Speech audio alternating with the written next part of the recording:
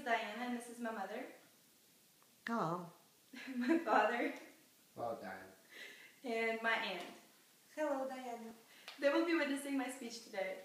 My specific purpose statement is to encourage my audience about exercising regularly because it has various health benefits. The reason I chose to talk about this topic is because when I was 14 years old, I was diagnosed with polycystic ovarian syndrome. My doctor told me that my cholesterol levels and my blood pressure were very high, and that if I wouldn't start exercising, I would not be able to have children later on in life. Therefore, I took it upon myself to help my body be the best it can be and function properly. People should exercise regularly because it supports muscle and bone health as well as mental health and prevents individuals from being dependent on medications. Just like you take care of your skin and your hair and your dental health and your hygiene, it is very important for you to take care of your muscles and your bones.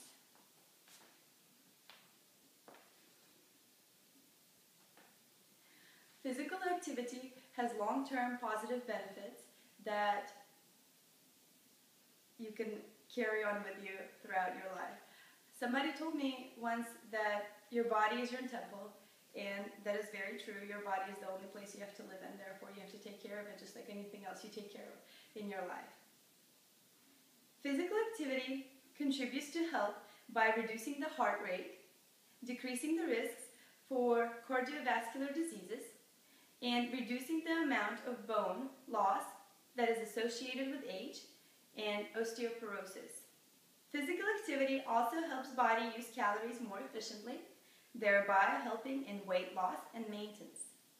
It can also increase basal metabolic rate, reduces appetite, and helps in the reduction of body fat.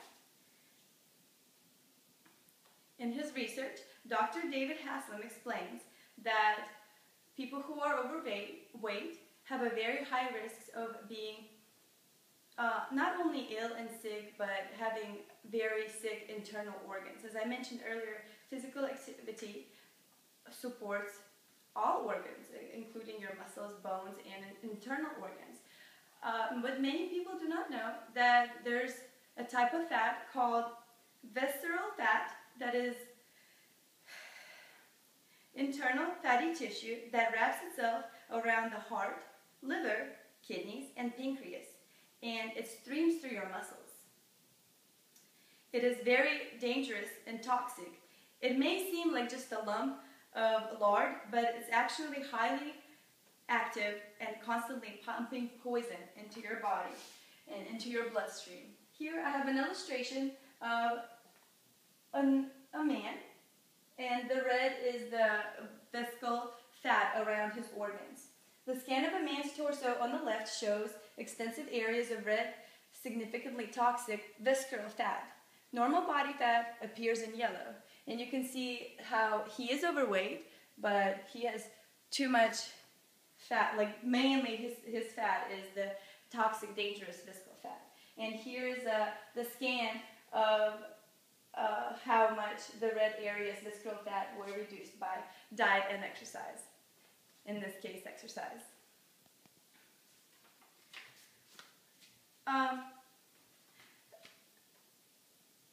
Physical activity is also very beneficial to your mental health.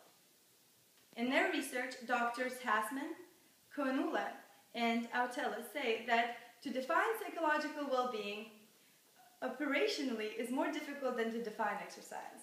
They quote Dr. Brown, who says, well-being can be relevant to the overall quality of life and one's satisfaction with self. They did a research on a total of 3,400 people in Finland, people ages 35 through 65, and participants who exercised the most had the most positive results. For example, they had the highest self-esteem, they had the better cognitive functioning, which is how you react to what is going on, and they had more of a positive personality. They were a lot more pleasant to be around. They were better coping with stress. They were also had a better sense of coherence. Also, people who were exercising regularly felt more socially integrated. They had better relationships with their families, their friends, their co-workers, and authorities. In their research, they also mentioned that people who exercise regularly have a better overall satisfaction and quality of life. Therefore, they are more successful.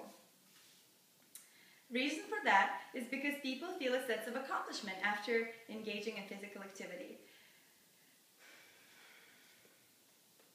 This positive feeling leads to positive results, which leads to making better choices throughout your life, better judgments, better decisions, and positive attitude and a healthier state of mind. If you have a healthy body, physically and mentally, that would reduce your need and dependency on medicine. And that is my third main point, that people who exercise regularly have less need for medicine.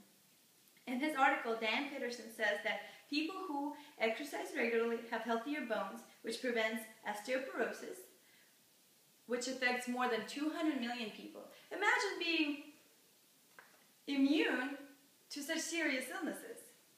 It's possible, and people don't realize how possible it is. It's all in your hands. Recent studies, and here I have an illustration to show that. Come on, stop. Also, another example, Marilyn Rodriguez talks about, she's an RN, she talks about how, in her studies, how people who exercise regularly have shown to cure constant constipation, and she proves that by people who exercise regularly, their intestine muscles move smoother, and they help the food move through your gut smoothly. Overall, taking care of yourself is the best thing you can do for yourself. And as I mentioned earlier, your body is your temple, and it is the only place you have to live in. Therefore, it is up to you to make sure that you take care of yourself and that your body functions to the best of its ability. I hope that this speech has encouraged you to exercise more regularly and to take better care of yourself. And if you already do exercise, I hope that this motivated you to exercise more and made you feel proud of yourself. I would like to thank you so much for your attention, and I hope you enjoyed my presentation. And I have one more slide here. Thank you so much. Have a good one. Bye-bye. Bye-bye.